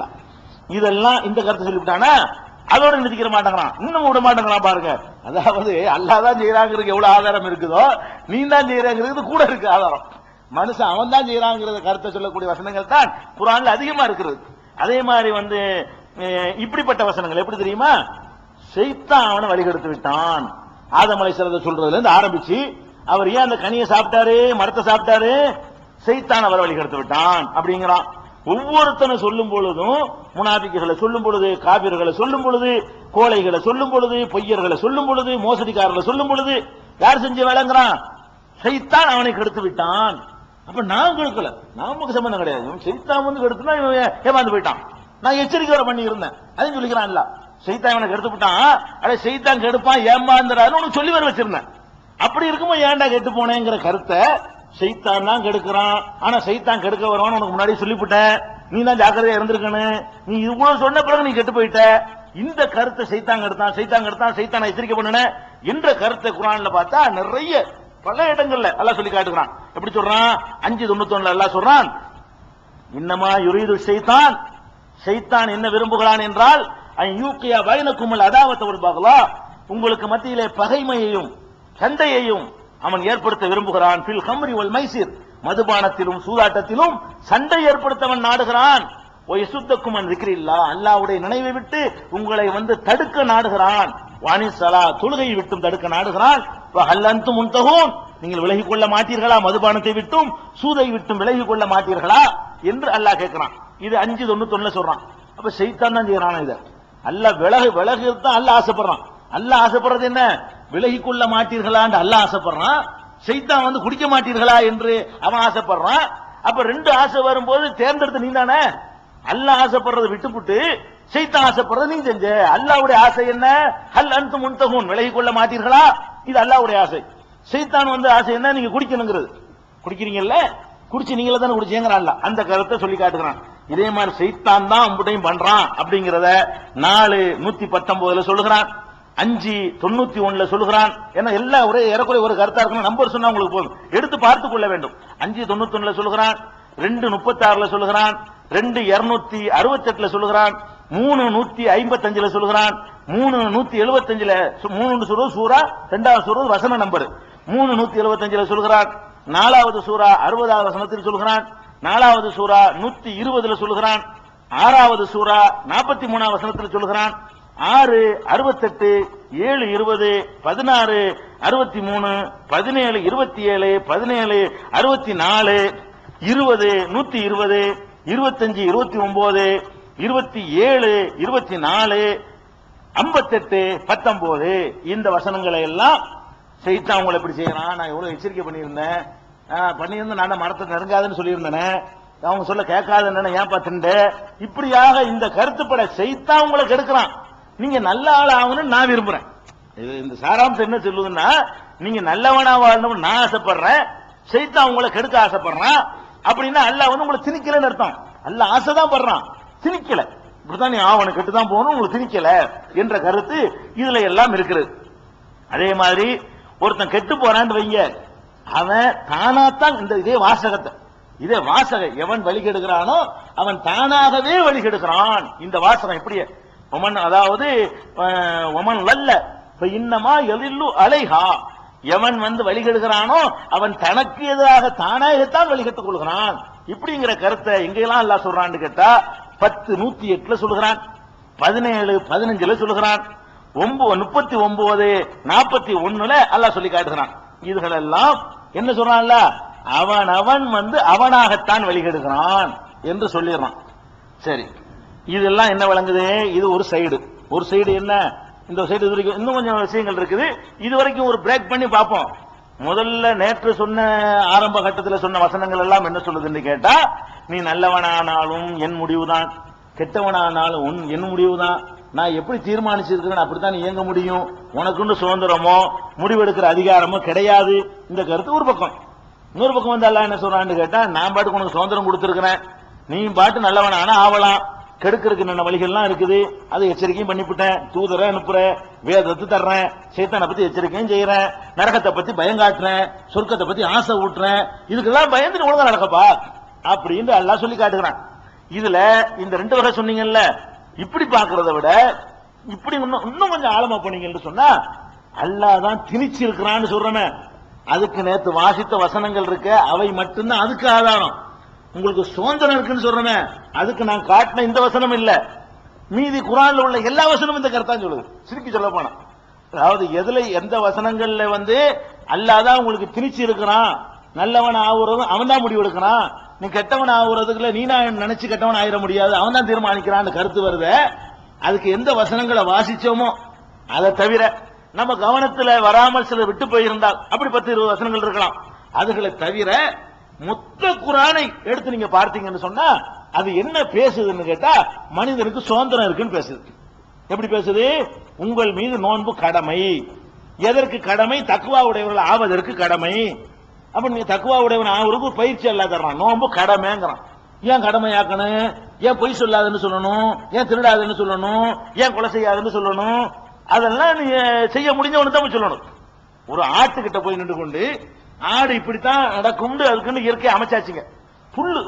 புலி இருக்குல்ல, புலி பழமொழி சொல்லுவான், புலி பசித்தாலும் புல்லை தின்னாது. ஒரு புளியை கொண்டு வச்சுக்கிட்டு புல்ல தூக்கி போட்டு தின்னுமாண்டா அவனை என்ன சொல்லுவீங்க நீங்க? அதான் திங்காதுலப்பா, திங்காதுன்னு அமைச்சாச்சு, அதை படைச்சாச்சு. அப்படியே அதை போய் தின்னுண்டா என்ன அர்த்தம் கேப்பீங்களா இல்லையா? அப்ப அல்லாஹ் வந்து நீ வரவே மாட்டேன்னு தீர்மானிச்சாச்சு. அப்புறம் இதை செய்யி, அப்புறம் அதை செய்யி, நீ நல்லவன் ஆவு, நீ தொழுவு, நீ நோம்பு, எதப்படி அதை வைக்க மாட்டேன்னு முடிவு பண்ணிட்டீல. ஏன் வருவானா வருவான், ஏன் வரமாட்டானா வரமாட்டான். இது என்னத்தை சொல்றது? அப்ப அல்லாஹ்வுடைய எல்லா கட்டளைகளை நீங்க எடுத்து பார்த்தாலும் அதிகாரம் இருந்தா தான் இது சொல்ல முடியும். அல்லாஹ் அறிவுடையவன். அந்த மாதிரி ஒண்ணு கொடுக்கலன்னு சொல்லவே மாட்டான். அந்த மாதிரி ஒரு சுதந்திரம் மனுஷனுக்கு கொடுக்கலன்னு சொன்னா அந்த மாதிரி சொல்லவே முடியாது. நமக்கு சுதந்திரம் தந்திருக்காங்கிற கருத்தை தான் மொத்த குர்ஆன் சொல்லுது. ஒரு ஆட்டை கொண்டாந்து கட்டி போட்டுக்கிட்டு புல்லு கொடுத்தா திங்கும், நல்ல 2 கிலோ கறி வாங்கி கொண்டாந்து சாப்பிடுமா சாப்பிடுன்னு சொன்னா உங்களை பத்தி என்ன நினைப்பா? அதான் சாப்பிடாதடா, ஆடு எங்க சாப்பிட போகுது, இதை கொண்டு அங்கிட்டு போய் அதை இங்கிட்டு போய், ஒரு ஆட்டை ஒரு பக்கம் புளி ஒரு பக்கம் கட்டி போட்டாச்சுங்க. அது ஆடு வந்து ஒரு காலத்துல இந்த கறியை திங்காது, புளிக்கு முன்னாடி போட்ட புல்ல அதுவும் திங்காது, இது அங்க போய் அது இங்க போய், அப்படிதான் எல்லாம் படைச்சு வச்சுக்கிறான். வணங்குதா? அங்க வந்துகிட்டு நீங்க என்ன செய்யுங்க, நீங்க ஆட்டத்தை புல்ல தின்னுங்க, நீங்க வந்து கறியை தின்னு சொல்ல முடியாது. அது அதுக்கு இயற்கையா எல்லாம் அப்படித்தான் நடக்க போகுது. அப்ப என்ன செய்யணும்? புல்லு கட்டத்துக்கு இந்த பக்கம் தூக்கி போடணும், ஆட்டு பக்கத்துல இருந்த கறியை தூக்கி அங்க தூக்கி வைக்கணும், 2 சாப்பிட்டுரும். அப்ப அதாவது அப்படி அல்லாஹ் படைச்சு வச்சிருக்கான்னு சொன்னா இதுக்கு எங்களுக்கு போட்டு உத்தரவு போடணும். அது செய் இது செய் இப்படி அதெல்லாம் போடக்கூடாது. அப்ப மொத்த குர்ஆனும் என்ன சொல்லுதுன்னு கேட்டா அது வந்து அந்த சுதந்திரம் இருக்கு. அப்பதான் அது நியாயமா இருக்கு. அல்லாஹ் நரகத்தை தருவதற்கோ சொர்க்கத்தை தருவதற்கோ நியாயமா இருக்குங்கிற அல்லாஹ் நியாயமான்னு சொல்லக்கூடிய அம்புட்டு வசனங்களும் இதுக்கு ஆதாரமா இருக்குது. அல்லாஹ் யாருக்கு நீதியை விரும்பக்கூடியவன்கிறதுக்கு ஆதாரமா இருக்குது. இதெல்லாம் இருக்குது. ஆனால் குர்ஆன்ல அந்த வசனங்களும் இருக்குது. எந்த வசனம் அவன் தான் தீர்மானிக்கிறாங்க. இதை விட இன்னொரு இருக்குது. அதாவது இது ரொம்ப கடுமையான ஒரு ஒரு வலிமையான வாதத்தை எடுத்து வைக்கக்கூடியது. இதுல என்ன சொல்றான்னு கேட்டா இந்த இணை வைக்கிறவருக்கான இணை வைக்கிறவர்கள் பாவம் செய்யறவன் அவன் வந்து ஒரு பதில சொல்றான். என்ன பதில சொல்றான்னு கேட்டா ஏன்டா இணை வைக்கிற, நாங்களா வச்சோம், அல்லாஹ் நாடி இருந்தா வச்சிருக்க மாட்டோம்ல என்று சில பேர் சொல்றாங்க. அது அல்லாஹ் அப்படித்தான் சொன்னான். முதல்ல நேற்று வாய்ச்ச வசனங்கள்ல அல்லாஹ் என்னத்தான் சொன்னா, நான் தானே நீ நல்லவன் ஆவேன்னு சொன்னான். இதையே தப்பு செஞ்சவன் சொல்லும் போது அல்லாஹ் வந்து கோர கூடுறான், பொய் சொல்றாங்கிறான். இது அல்லாஹ் தான் சொல்றான், நான் நினைச்சாதான் நீ நல்லவன் ஆகுறேன். இதை கேட்டுக்கிட்டு யாரெல்லாம் அந்த ஏண்டா திருடுற, நானா திருடுனேன், அவன் ஆக்கி விட்டான் அப்படின்னு ஒருத்தன் சொல்றான். ஏண்டா வந்து இணை வைக்கிற, நானா இணை வைக்கிறேன், அவன் என்னை அப்படி அப்படி ஆக்கி இருக்கிறான். இந்த மாதிரி பதில் சொல்றாங்களே இவர்களை கடுமை எச்சரிக்கிறான். ஏண்டா இப்படி அர்த்தம் இருக்குன்னு அவனை அர்த்தம் சொல்லி தர்றான். இதுதான் ஜட்ஜ்மெண்ட். இந்த வசனம் தான் அதுக்கு என்ன அர்த்தம் கொடுக்கிறதுங்கிறது ஜட்ஜ்மெண்ட். அல்லாஹ் எதையெல்லாம் நமக்கு சொன்னானோ அதை நீ சொல்லும்போது உன்னை கண்டிக்கிறான். எப்படி சொல்றான்னு பாருங்க. அது வந்து 6:148 எடுத்துக்கிறீங்க. அதுல அல்லாஹ் சொல்லி காட்டுகிறான். இதெல்லாம் வாசி சொல்ல வேண்டிய நம்பர் வாசிக்க முடியாது, விளக்க வேண்டியது. 6:148 அல்லாஹ் சொல்றான், ஸயகூலு அல்லதீன அஷ்ரகு, இணை வைத்தவர்கள் சொல்கிறார்கள், லவ் ஷா அல்லாஹு, அல்லாஹ் நாடி இருந்தால், மா அஷ்ரக்னா, நாங்கள் இணை வைத்திருக்க மாட்டோம், வல ஆபாவுனா, எங்களுடைய ஆபாக்கள் முன்னோர்களும் இணை வைத்திருக்க மாட்டார்கள், நாங்களாக பண்ணணும், எங்க அப்பா இணை வச்சதுக்கு அல்லாஹ் தான் காரணம், அது மாதிரி வந்து நாங்க இணை வச்சதுக்கு அல்லாஹ் தான் காரணம், வல ஹர்ரமுனா மின் ஷைஇன், நாங்களாகவே எதையும் ஹராமாக்கி இருக்க மாட்டோம், அல்லாஹ்வா நாடி இதை செய்யாத அதை செய்யாதுங்கிற செய்யாம இருக்கிறோம். அப்ப நாங்க வந்து செஞ்சதுக்கு அம்புடுக்கும் காரணம் யாருதான், அல்லாஹ் தான். இது அவங்க சொன்னது குர்ஆன் படி கரெக்ட் தானே? அது முதல் சொன்னபடி நேற்று வாய்ச்ச வசன பிரகாரம் இது கரெக்டா இல்லையா? அல்லாஹ் தானே சொன்னா, அடே நான் தானே நேர்வழி வருவேன், நான் சொன்னபடி நடந்துகிட்டேன். அப்ப வந்து இவங்க சொன்னது கரெக்ட் இருந்தா அல்லாஹ் வந்து சரி கண்டிருக்கணும். அல்லாஹ் என்ன சொல்றான்னு கேட்டா, கதாலிக்க கதபல்லதீன மின் கபலிஹும், இவர்களுக்கு முன்னாடி உள்ளவங்க இப்படிதான் போய் சொன்னாங்க, இது பொய்ங்கிறான்ல. அல்லாஹ் என்ன சொல்றா, அல்லாஹ் மேல பழிய போடுறாங்களே, இந்த விதியை சொல்லி சொல்லி சில பேர் தப்பு செஞ்சுட்டு இருக்காங்க பாருங்க, அவர்கள் எல்லாம் இந்த பதில சொல்லுவாங்க. அல்லாஹ் நான் தானே சொல்ல முடியும், நான் சொல்லாம இருக்கிறது விதிதான், நான் சொல்லாம இருக்கிறேன்ல, நான் கலப்படம் பண்றேன்ல, விதிதான்ப்பா அப்படிங்கிறான்ல, அது பொய்ங்கிறான்ல. கதாலிக்க இப்படித்தான் கதபல்லதீன மின் கபலிஹும், இவர்களுக்கு முன்னாடி உள்ளவர்களும் பொய் சொன்னார்கள், ஹத்தா வாகு பாசனா, நம்முடைய தண்டனையை அனுபவிக்கிற வரைக்கும் பொய் சொல்லிக் கொண்டிருந்தார்கள் என்று அல்லாஹ் சொல்லிட்டு அப்புறம் கேட்கிறான், குல் நபியை நீங்கள் கேளுங்கள், ஹல் இந்தக்கும் மின் இல்மின், ஏதாவது ஞானம் உங்களுக்கு இருக்கிறதா, இது பற்றி அறிவு இருக்கிறதா, துகுர்ஜூலனா, அதை எடுத்து காட்டுற சான்று கொண்டு வாடாங்க. அல்லாஹ் எதை சொன்னானோ அதைத்தான் இவன் சொல்றான். அல்லாஹ் என்ன கேட்கிறான், ஆதாரம் கொண்டு வாங்குறான். அல்லாஹ் நாடுனா என்ன வச்சிருக்க மாட்டீங்களோ, அல்லாஹ் நாடு இருந்தா எங்க அப்பா என்ன வச்சிருக்க மாட்டாங்கிறீங்களா, ஆதாரம் கொண்டான். அப்படின்னா என்ன அர்த்தம், இது சரியில்லைன்னு அர்த்தம். அப்ப இதுக்கு முந்தி அல்லாஹ் சொன்னதுக்கெல்லாம் என்ன அர்த்தம் கொள்ளணும் என்ற அப்படி மேலோமா கொள்ளக்கூடாது, அதுக்கு வேற அர்த்தம் இருக்குன்னு காட்டுது. இதுல என்ன நீங்க வழங்கணும்னு கேட்டா, மனிதனுக்கு சுதந்திரம் கொடுத்திருப்பதான் இவ்வளவு வசனங்களும் சொல்லுகிற மொத்த காணும். நேற்று வாசித்து முதல் செட் இதுல வாசிச்ச சில வசனங்கள், அந்த வசனங்கள் என்ன சொல்லுதுன்னு கேட்டா, விதிப்படி எல்லாமே இயங்குது, நல்லவன் கெட்டவன் சொல்லுகிறது. இப்ப அதையே ஒரு மனிதன் சொல்லும் பொழுது அல்லாஹ் என்ன பண்றான்னு கேட்டா, பொய் சொல்றாங்க, ஆதாரம் பேசுறாங்க, தலீல் கிடையாது அப்படிங்கிறான். அப்ப அல்லாஹ் சொன்னதை சொல்லும் போது இப்படி சொல்றான்னு சொன்னா அதுக்கு அர்த்தம் வேறேன்னு விளங்கணும். பொய் அல்லாஹ் வந்து பொய் சொல்லல, அல்லாஹ் நான் தான் அம்புட்டும் செய்யறேங்கிறான, அதுக்கு அர்த்தம் வேற விளங்குதா உங்களுக்கு? அல்லாஹ் ஆதாரம் கேட்க சொல்றான். இது ஒரு பக்கமாச்சா, இன்னும் சொல்றான், இன் தத்தபியூன இல்லல்லன்ன, இது வீண் அனுமானத்தை பின்பற்றுகிறாய், இப்படி ஆதாரம் கிடையாதுங்கிறான். அல்லாஹ் சொல்லித்தான் இணை வச்சேங்கிறிய, அனுமானத்துல செய்யறடா நீ, அனுமானத்தை தவிர வேற ஒண்ணும் கிடையாது அப்படிங்கிறான். விடமாட்டேங்கிறான். மேலும் இன்னும் இல்லா தஹருசூன், நீங்கள் பொய்யை தவிர வேற ஒண்ணும் சொல்லலைங்கிறான். எத்தனை மறுப்புன்னு பாருங்க. ஒரு வாஸ்தவம் சொன்னதுக்காக வேண்டி அல்லாஹ் என்ன சொல்றான்னு கேட்டா, இப்படித்தான் இவங்களுக்கு முந்தி உள்ளவங்களும் பொய் சொன்னாங்க, ஆதாரம் தான் கொண்டு வாடா பாப்போம், அனுமானத்தை தானே பின்பற்றீங்க, பொய் தாண்ட சொல்றீங்க. ஒரு விஷயத்தை சொன்னதுக்காக வேண்டி பொய்யிலையும் பொய்யிலையும் பொய்யிலையும் பொய்ங்கிறான். இப்படி பேசக்கூடாது. அல்லாஹ் சொல்லித்தான் நான் தப்பு செய்யறேன் சொல்வது பொய், ஆதாரமற்ற பேச்சு, அந்த மாதிரி வார்த்தை யூஸ் பண்ண கூடாது, நீ தான் செய்யற, இவ்வளவு வலிமையா சொல்றான்ல. இது 648 அதே மாதிரி 16:35 அல்லாஹ் சொல்லி காட்டுகிறான். கால அல்லதீன அஷ்ரகு இணை வைத்தார்களே அவர்கள் சொல்லுகிறார்கள், லவ்ஷா அல்லாஹுமா அபதனா மின் தூனிஹி மின் ஷைஇன், அல்லாஹ் நாடி இருந்தால் அவனை தவிர நாங்கள் எதையும் வணங்கி இருக்க மாட்டோம். நஹ்னு வலா ஆபாவுனா நாங்களும் வணங்கி இருக்க மாட்டோம், எங்கள் முன்னோர்கள் வணங்கி இருக்க மாட்டார்கள். வலா ஹர்ரம்னா மின் தூனிஹி மின் ஷை, அவன் இல்லாமல் நாங்கள் எதையுமே ஹராமாக்கி இருக்க மாட்டோம் என்று சொல்கிறார்கள். கதாலிக்க ஃபஅலல்லதீன மின் கப்லிஹிம், இவர்களுக்கு முந்தி உள்ளவர்களும் இதைத்தான் செய்தார்கள். இது சரியில்லைங்கிறாங்க. இவங்களுக்கு தான் சொல்றாங்க, இவன் அப்பம் பாட்டம் தப்பு செய்யும் போது அதுதான் சொன்னான், அல்லாஹ் சொல்லித்தான் நாங்க செய்யறோம் அப்படின்னு சொல்றான். இதையும் அல்லாஹ் என்ன செய்யறான், 16:35 அவர்களுக்கு மறுக்குகிறான். யாசீன்ல கூட இந்த மாதிரி வசனம் இருக்கு. 36:47 என்ன சொல்றாங்கன்னு கேட்டா, இதா கீலலஹும் அன்ஃபிகு மிம்மா ரஸககுமுல்லாஹ், அல்லாஹ் உங்களுக்கு ரிஸ்க் அளித்ததை செலவழியுங்கள் என்று அவர்களிடத்தில் கூறப்பட்டால், காலல்லதீன கஃபரு நிராகரிப்பவர்கள் சொல்லுகிறார்கள், லில்லதீன ஆமனு நம்பிக்கையாளர்களை பார்த்து சொல்லுகிறார்கள், அனுதுஇமு மல்லவ் யஷாஉல்லாஹு அதாமா, அல்லாஹ் உணவு கொடுக்க நாடி இருந்தா அவனே கொடுத்துட்டு போயிடுவான், அவனே கொடுக்கல நம்பி கொடுக்கணுமா என்று கேட்கிறார்கள். அதான் அல்லாஹ் உணவு கொடுக்க அவன் விருப்பமா இருந்தால் விதின்னு தானே சொல்றீங்க, அவனே கொடுத்துட்டு போயிடுவான், அவன் கொடுக்கல அப்ப ஏன் நான் ஏன் கொடுக்கணுங்கிற என்று கேட்கிறார்கள். அல்லாஹ் நாடி இருந்தால் யாருக்கு உணவளித்திருப்பானோ அவனுக்கு நாங்கள் உணவளிப்போமா, அல்லாவே அவனை பிச்சைக்காரன் ஆகணும்னு வச்சிருக்கான், அப்ப நான் ஏன் தர்மம் செய்யாம இருக்கிறதுக்கு லாஜிக் சொல்றான்.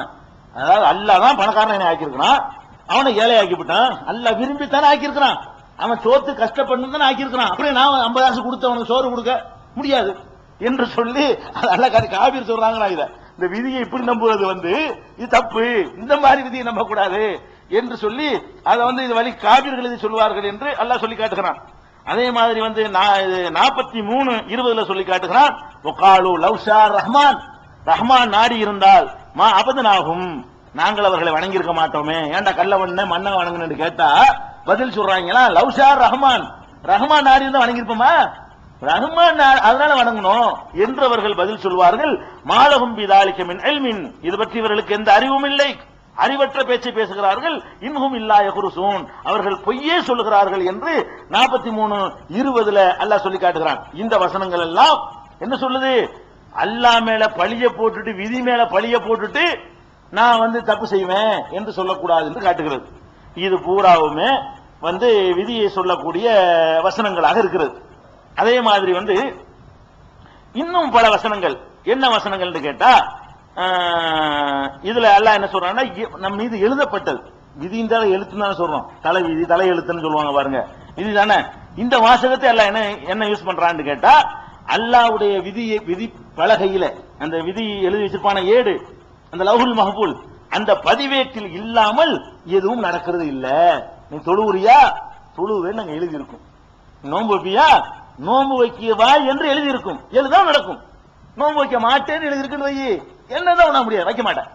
அப்ப என்ன காரியத்தை நீ செய்வதா இருந்தாலும் விதிப்பலகையில உள்ளதுதான் செய்ய முடியுமே தவிர விதிப்பலகையில் இல்லாததை செய்ய முடியாது. அல்லாஹ் எங்களுக்கு எழுதியதை தவிர எதுவும் ஏற்படாது என்று பல வசனம் 2:102 பார்க்கலாம், 6:59 பார்க்கலாம், 59:3 பார்க்கலாம், 57:22 பார்க்கலாம், 8:68 பார்க்கலாம், 9:51 பார்க்கலாம், 35:11, 10:61, 11:6, 20:52, 27:75, 34:3, 3:165 இந்த வசனங்கள்ல எல்லாம் அல்லாஹ் எழுதியதை தவிர எதுவும் ஏற்படாதுங்கிற கருத்து இருக்குது.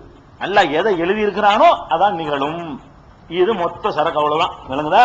அப்ப என்ன 2 விதமான கருத்தை உங்க முன்னாடி வச்சாச்சு. என்ன வருது, அதுவும் குர்ஆன்ல தான் இருக்கு. எது குர்ஆன்ல இருக்குது, அதாவது விதிதான் எல்லாத்தையும் இயக்குகிறது என்பதும் குர்ஆன்ல தான் இருக்கு. நீ நான் நல்லவன ஆக இயலாது.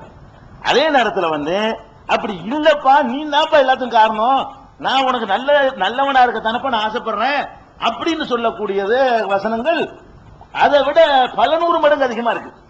விதிப்படிதான் இயங்குது என்று சொல்ற வசனங்கள் தவிர்த்த மற்ற எல்லா வசனங்களும், அதை தவிர உள்ள அம்புட்டு வசனங்களுமே உனக்கு ஒரு சுதந்திரம் இல்லாட்டி இது தூதருக்கு அனுப்பணும், சுதந்திரம் இருக்க போய் தனப்போ ஒரு தூதர் அனுப்புறாங்க, விரும்புறவர் தேர்ந்தெடுக்கிறாரு, விரும்பாதவர் நிராகரிக்கிறாரு, விரும்பாதவர் அடிக்கிறாரு, விரும்புறவர் அவருக்கு பின்னாடி நின்று தியாகம் பண்றாரு. இதெல்லாம் நடக்கிற காரணம் என்ன, தூதர் அனுப்புனது, வேதத்தை அனுப்புனது, கட்டளைகள் தருவது, இது எல்லாத்துக்குமே காரணம் வந்து எல்லாத்தையும் சொல்லக்கூடிய இந்த வசனங்கள் விதி இல்லைன்னு சொல்லுது, விதிப்படி நடக்கிறது இல்லைன்னு. இதுல ரெண்டு விஷயத்துக்கு வரணும். ஒண்ணு, நமக்கு அல்லாஹ் தந்திருக்கிற நிஅமத்துகள் பாக்கியங்கள் இருக்கு பாருங்க, இவையெல்லாம் விதியின்படி நடக்குது என்று சொன்னால் அதுல நமக்கு எந்த குழப்பமும் வர தேவையில்லை, ஒரு முரண்பாடு வராது. ஆனா நான் செய்யற நடவடிக்கையில வந்து எனக்கு சுதந்திரம் இல்லைன்றா தான் சொர்க்க நரகத்துல பிரச்சனை வந்துருது. ஒரு ஆளை அல்ல ஏழையாக்குறாங்க, ஒரு ஆளை பணக்காரன் ஆக்குறான், இது கேட்க இயலாது. ஏன்னா துணியா அற்பமானது, இதுக்கு பரிசு கிடைக்கும் போயிடறான். இதெல்லாம் விதிப்படி நடக்க நம்புறீங்கன்னு வைங்களேன், இது வந்து எந்த குர்ஆனுடைய வசனமும் எதுக்கும் முரண் ஆகாது. நான் பணக்காரனா இருக்கேன்னா அல்ல நாடினபடிதான். ஏன்னா நம்ம பாக்குறோம், எத்தனை பேரை பாக்குறோம், வந்து பணக்காரர் அவர் இருக்க தகுதி இல்லாதவரா இருப்பாரு, ஆனா பணம் வந்து அவர்கிட்ட சேரும். சில பேர் வந்து ரொம்ப பயங்கரமா திறமையால், பயங்கர திட்டமிடுதல், என்ன நிர்வாகம் பாருங்கன்னு சொல்லுவாங்க, அவர் சொத்துக்கு லாட்டரி அடிப்பாரு.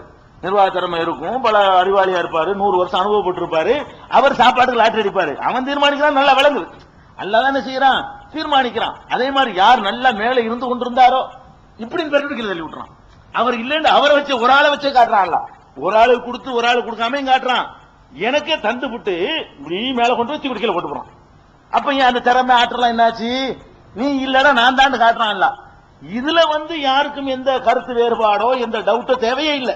ஒருவன் இந்த உலகத்துல வந்து வசதி வாய்ப்புகளை பெறுவது, செல்வங்களை பெறுவது, அது மாதிரி நோய் நொடிகளை பெறுவது, குறிப்பிட்ட காலத்தில் மரணிப்பது, புள்ள குட்டிகளை பெறுவது, இவையெல்லாம் அல்லாஹ்வின் நாட்டப்படிதான் நடக்கிறது என்று நம்புவதில் நமக்கு எந்த ஒரு சங்கடமோ எந்த ஒரு முரணோ எந்த ஒரு குழப்பமோ ஏற்பட தேவையில்லை.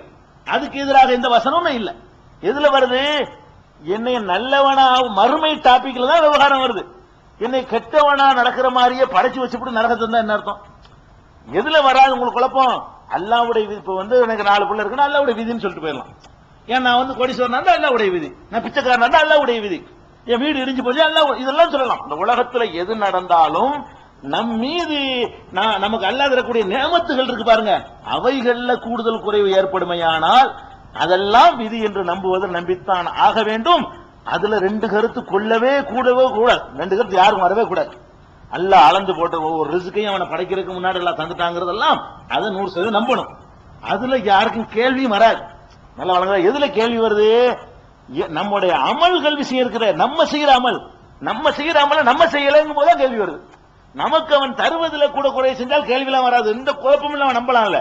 எதுல நம்ம குழப்பம் வந்து சேருதுன்னு கேட்டா, நான் செய்யற நான் தான் செய்யறேன் ஒரு இடத்துலயும், நீ செய்யல நான் தான் செய்யறேன் ஒரு இடத்துலயும் செஞ்சா, நீ ஒரு ரிமோட்ல இயங்குறேன்னு சொல்லும் பொழுதும் சுதந்திரமா இயங்குறேன்னு சொல்லும் பொழுதும் அதுலதான் கேள்வி வருது. அப்ப இதுல வந்து நம்ம ஒரே முடிவு வந்துடலாம். எதுல குழப்பம் இல்லாமல் நீங்க எதை நம்பி ஆகணும், விதி விஷயத்துல அல்லாஹ் நமக்கு தருகிற இன்ப துன்பங்கள், இந்த உலகத்தில் இந்த இன்ப துன்பங்கள் இவற்றை பொறுத்த வரைக்கும் அவன் ஒன்னு தீர்மானிச்சு கணக்கு பண்ணி வச்சுட்டான். நம்ம உழைப்பினாலேயோ திறமையினாலேயோ அது கிடைப்பது இல்லை என்று சொன்னால் அதுக்கு எதிரான ஒரு வசனமும் கிடையாது. அதை பத்தி பேச நான் இந்த வாய்ச்ச வசனங்கள்ல எல்லாம் உங்களுக்கு அந்த கருத்து தெளிவா இருக்கும். அதுக்கு எதிராகலாம் கிடையாது. ஏன்னா நீ பணக்காரன் ஆவது உன் திறமையினாலும் ஒரு ஆயத்து கூட குரான்ல கிடையாது. நீ கோடீஸ்வரன் ஆனது உன் நன்மை அமல்களை பேசுற இடத்துல 2 கருத்து வருது, நல்லா விளங்கிக்கணும். 2 கருத்து குரான்ல எதுல வருதுன்னு கேட்டா, நல்லவன் கெட்டவன் ஆகுற விஷயத்தை சொல்ற இடத்துல மட்டும்தான் 2 சைஸாக அல்லாஹ் சொல்ற மாதிரி மேலோட்டமா தெரியுது. ஆனால் கொடுக்கிற இன்பங்களை சொல்ற விஷயத்தை பொறுத்த வரைக்கும் நாடியவர்களுக்கு பிள்ளைய கொடுக்கறான், நாடியவனை மகடாக்குறான், நாடியவருக்கு ஆம்பளை பிள்ளைய கொடுக்கறான், நாடியவருக்கு பொம்பளை பிள்ளைய கொடுக்கறான், இதெல்லாம் நீங்க குர்ஆன்ல பாக்குறீங்க. அதே மாதிரி நாடியவருக்கு ரிஸ்க் தாராளமா கொடுக்கறான், நாடியவருக்கு சுருக்கிறான், நாடு மலையை இறக்குறான், வேணுங்கிற இடத்துக்கு மேகத்தை விட்டு ஓட்டி செல்றான், இப்படிதான் சொல்றானே தவிர நாடு நான் மலை இறக்குவேன் ஒரு இடத்துல சொல்லிட்டு இல்ல நீனா இறக்கிறவன் ஒரு இடத்துல சொல்லவே இல்லை. நான் தான் உனக்கு ரிஸ்க் தருவேன் ஒரு இடத்துல சொல்லிவிட்டு இல்ல நீனாவும் ரிஸ்க் அப்படின்னு சொல்லவே இல்லை. அப்ப எதுல 2 கருத்து வரல, நல்லா விளங்கிக்கிறேன். இந்த விதியை பேசுற விஷயத்துல விதியை 2ஆக நீங்கள் பிரிக்க வேண்டும். ஒன்று அல்லாஹ் வந்து நமக்கு செய்யற பாக்கியங்கள் அல்லது துர்பாக்கியங்கள் இந்த உலகத்துல. இதுல 2 கருத்து சொல்லக்கூடிய வசனமே கிடையாது, ஒரு கருத்தை தான் சொல்லுகின்றன. அதனால கருத்து வேறுபாடு இல்லாமல் ஒரு முடிவில் நீங்கள் நிற்க வேண்டும். எந்த முடிவு? கயிறு ஷர்ரு எல்லாம் அல்லாஹ்ட்ட இருந்துதான், அதுல எந்த டவுட்டும் கிடையாது. எதுல 2 கருத்து வந்துருச்சு? இந்த நம்முடைய இயக்கங்கள் இருக்கல, வணக்க வழிபாடுகள் சம்பந்தமான இயக்கங்கள், மறுமையில நமக்கு சொர்க்கத்தையோ நரகத்தையோ தீர்மானிக்கக்கூடிய இயக்கங்கள். வேற இயக்கங்களோட தொலைச்சிட்டு போயிடலாம். நான் சோத்தள்ளி திங்கிறேன் அல்லாதான் இயக்கிறான்னு சொன்னா அதனால எனக்கு ஒன்றும் பிரச்சனை கிடையாது, நரகமோ சொர்க்கமோ கிடைக்க போகாது. எதுல விவகாரம் வரும்? என்னுடைய தொழுகை, என்னுடைய இபாதத்து, என்னுடைய நோன்பு, என்னுடைய ஜக்காத்து, என்னுடைய கெட்ட பழக்கங்கள், என்னுடைய நல்ல பழக்கங்கள் இருக்க, அதை நான் தீர்மானிச்சால் என்னை தண்டிக்கலாம். நான் தீர்மானிக்கலன்னா என்னை தண்டிக்க கூடாது. அதான் எனக்கு பரிசு தரக்கூடாது. அப்ப இதுலதான் நமக்கு குழப்பமா வருது. அவனே தீர்மானிச்சுட்டு நமக்கு எப்படி அவன் நரகத்தை தர்றது? இது மாதிரிலாம் குழப்பம் வருது. ரெண்டு விஷயமா பேசுறான். இதுக்கு விளக்கம் சொல்லுவதற்காக வேண்டி பல அறிஞர்கள் பலவிதமான கருத்துக்களை முன் வைக்கிறாங்க. இதுக்குண்டு இப்னு கையிம்ங்கிற ஒரு பெரிய அறிஞர் ஷிஃபாவுல் அலின்னு ஒரு புத்தகம் இருக்காது, இப்படி பெரிய வால்யூம்ல, அதாவது விதி சம்பந்தமா விளக்க போறேன்னு படிக்கிறாரு. அதை மொத்தத்தையும் படிச்சுட்டு பாத்தீங்கன்னு சொன்னா அதை படிக்கும் போது எப்படி இருந்தாலும் அப்படிதான் இருப்பீங்க. இப்னுல் கையிம் பெரிய அறிவாளி, சாதாரண ஆள் கிடையாது. இப்னுல் கையிம் என்பவர் ரொம்ப பெரிய விரல் விட்டு எண்ணக்கூடிய ஒரு 30 அறிஞர்களுக்குள்ள அவர் வந்துருவார். இஸ்லாமிய முன் சென்ற அறிஞர்கள்ல ஒரு 30 பேர் அப்படி தேர்ந்தெடுத்தோம்னு சொன்னா அதுல ஒருவரா நிக்கக்கூடிய அளவுக்கு உள்ள பெரிய அறிவாளி தான் இப்னுல் கையிம். அவர் என்ன பண்ணார், விதியை நான் விளக்குகிறேன் ஒரு புத்தகம் எழுதினார். எழுதுனா ஷிஃபாவுல் அலின்னு அதுக்கு பேரு. விதி சம்பந்தமான நோய்க்கு நிவாரணம், அது தலைப்பு. விதி சம்பந்தமான நோய் இருக்கிற உள்ளங்கள்ல அதுக்கு நிவாரணம்னு சொல்லிவிட்டு இந்த ஆயத்தையும் போட்டு அந்த ஆயத்தையும் போட்டு இதையும் எழுதி அதையும் எழுதி கடைசியா அவர் என்ன சொல்ல வர்றாருன்னா, நம்ம அதை படிக்கும் போது எப்படி இருப்போம் அப்படித்தான் இருப்போம், வேணா அதை விட கொஞ்சம் கூடுதலா குழம்பி இருப்போம். இதுல நுழைஞ்ச எல்லாருமே ஃபெயிலியர் ஆயிட்டாங்க. இதுல நமக்கு இதை யாராலையுமே இது ரெண்டையும் இணைச்சு, ஏன்னா இதையும் அல்லாதான் சொல்லுகிறான் அதையும் அல்லாதான் சொல்லுகிறான், யாராலையுமே இணைச்சு ஒரு கருத்து இதுவரைக்கும் சொன்னது கிடையாது. இதுக்கு என்னதான் தீர்வு என்று கேட்டால், அதுக்கு முதல்ல தீர்வு என்னங்கிறத நம்ம சொல்றதை விட நபிகள் நாயகம் ஸல்லல்லாஹு அலைஹி வஸல்லம் ஹதீஸ் வேணாம்னு சொல்றாங்க பாருங்க, அவர்களால் இதுக்கு இந்த தீர்வு சொல்ல இயலாது. இதுக்கு தீர்வு சொல்றேன்னு கேட்கலாம். நான் சொன்ன அம்புட்டு வசனத்தை கொண்டு போய் காட்டி ரெண்டு முரணா இருக்குப்பா, இதை சரி பண்ணி காட்டுன்னு சொல்லணும். ஹதீஸை வச்சு மட்டும்தான் சரி கட்ட முடியுமே தவிர, அதுக்கு பதில் சொல்ல முடியுமே தவிர, அது வேணாண்டானா குர்ஆன் முரண்டு ஓடி போயிடுவான், இஸ்லாத்து ஓடி போயிடும். இதுக்கு அதான் குர்ஆன்ல தேடுதல்னு தேடினாலும் சரி, இதுவும் அதுவும் மோதிக்கிட்டு நிற்கும். நான் தான் வழிகெடுக்கிறேன், நீ தான் வழிகெடுற, இது ரெண்டுமே இருக்கு குர்ஆன்ல தான் இருக்கு. நீ தாண்டா வழிகெடுற, இல்லடா நான் தாண்டா வழிகெடுக்கிறேன். உன்னைய நீ நினைச்சா உன்னால் நேர வழிக்கு போக முடியாதுடா, நீ நினைச்சா போகலாம்டா, இப்படின்னா இது முரண் இல்லையா? இப்படித்தான் இருக்கும். அதுக்கு பெருமானார் ஸல்லல்லாஹு அலைஹி வஸல்லம் அவர்கள் காலத்துல இது நடந்த ஒரு 2 ஹதீஸ் மட்டும், நிறைய அறிவிப்புகள் இருக்கிறது. இந்த அறிவிப்புகள்ல இப்னு மாஜாவுல 82வது ஹதீஸ் சஹீஹான ஹதீஸா இருக்கிறது. சுனன் முஸ்னத் அஹ்மதுல இருக்கிற 6381 சஹீஹான ஹதீஸா இருக்குது. இந்த கருத்துல பொய்யான ஹதீஸ்கள் நிறைய இருக்கு, தள்ளிட்டேன். இந்த ரெண்டும் சஹீஹான ஹதீஸ்கள்.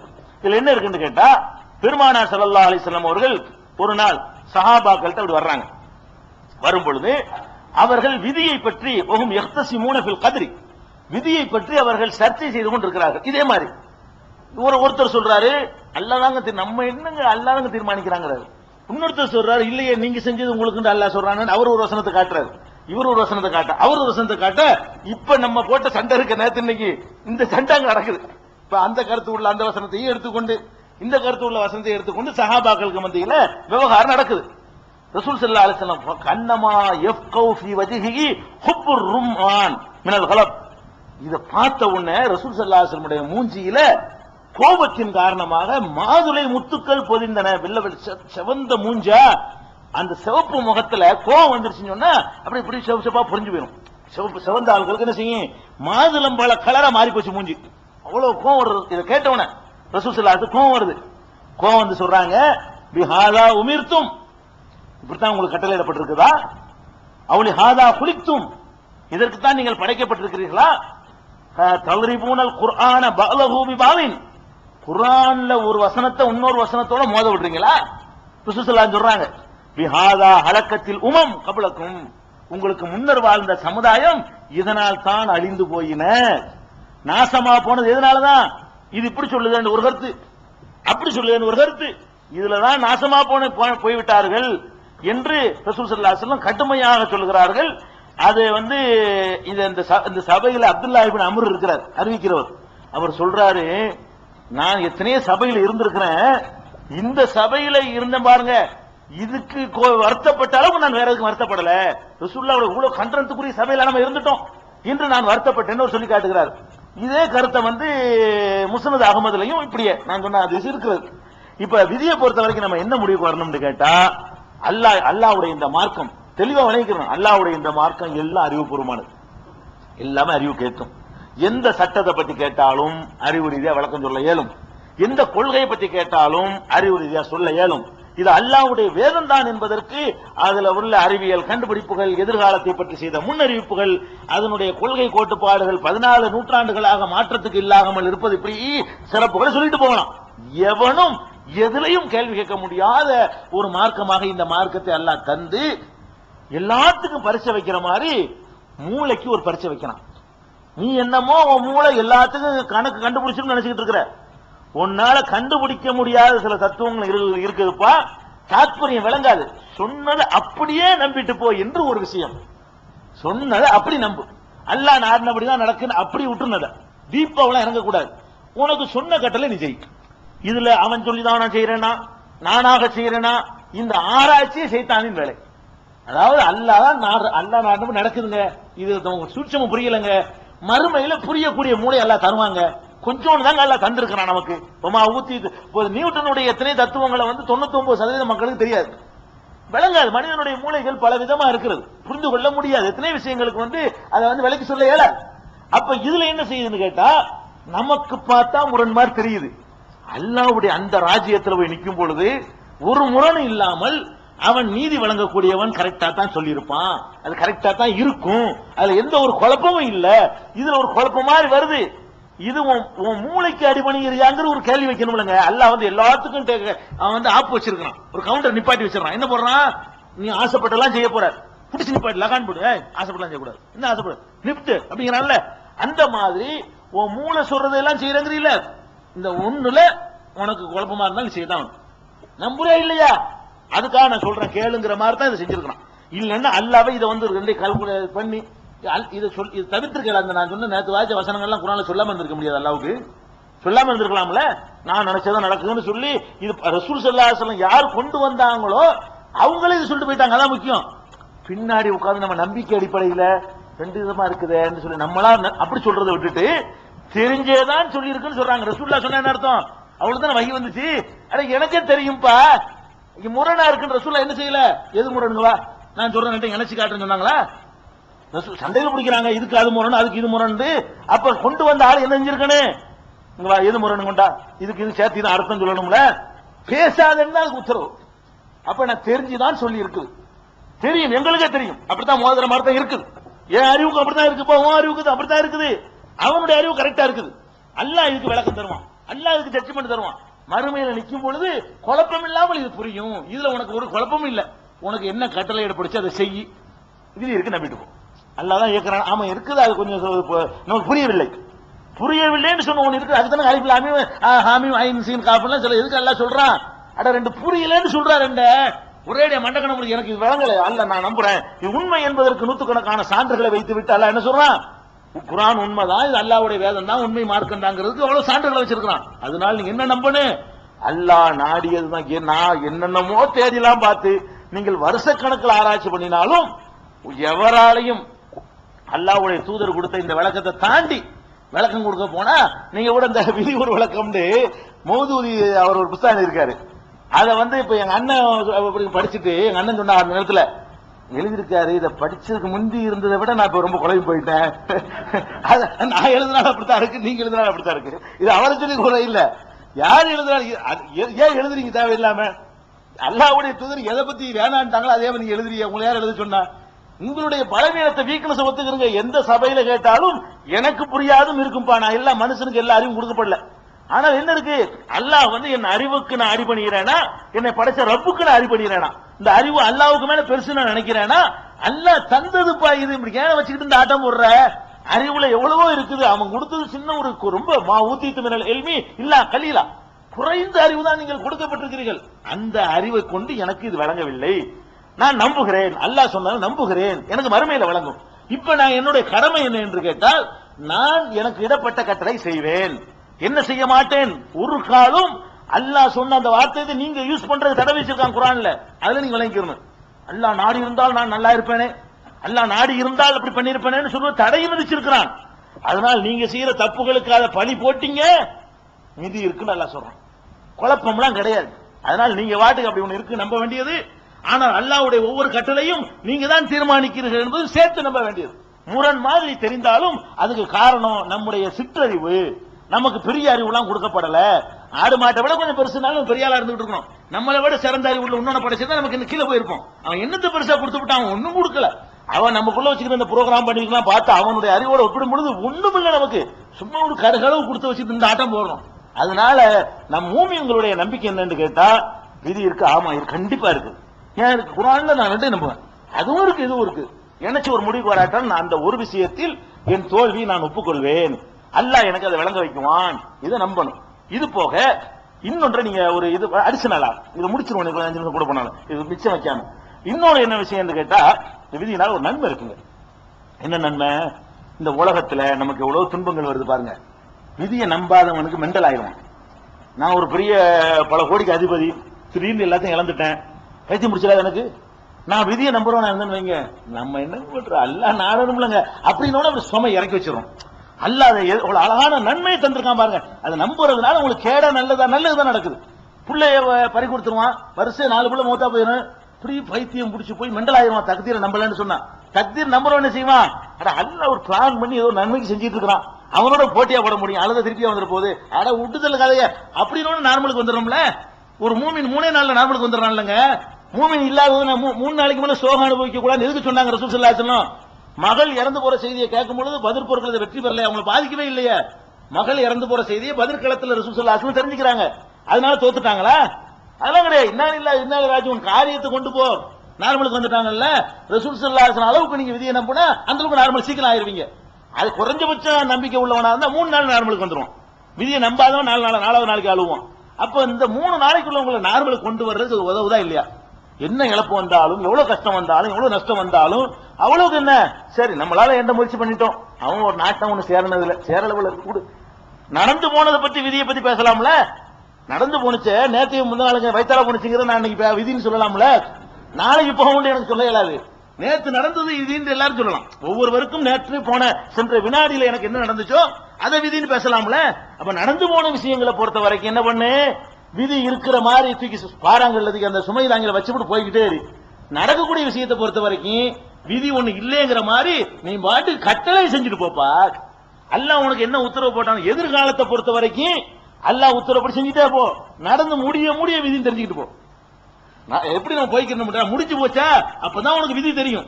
தெரிஞ்சதை பத்தி நீ பேசணும். நடந்து முடிஞ்சதெல்லாம் விதி தெரியுது. நடந்து முடிஞ்சிருச்சா, கீழே விழுந்துட்டோமா, விதி முடிஞ்சு வச்சுக்க, இறக்கி வச்சு போய்கிட்டு வேண்டியது. நாளைக்கு அது நம்மளா முயற்சி பண்ணுவோம், நம்ம உழைக்குவோம், நம்ம பாடுபடுவோம். நஷ்டமாயிடுச்சா விதி, லாபம் கிடைச்சிருச்சா விதி.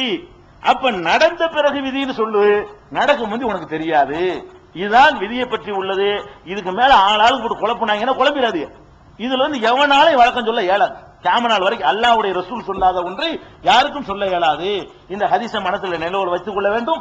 எல்லா நேரத்திலும் இந்த ஹதீஸ் அப்படி நிப்பாட்டி நம்மளை ஒரு தடுத்து நிறுத்தி சரியான வழி கொண்டு போயிருது. இது ஈமானுடைய கிளைகள்ல முக்கியமான நம்பிக்கை சம்பந்தப்பட்ட எல்லா கிளையும் முடிச்சிட்டோம்.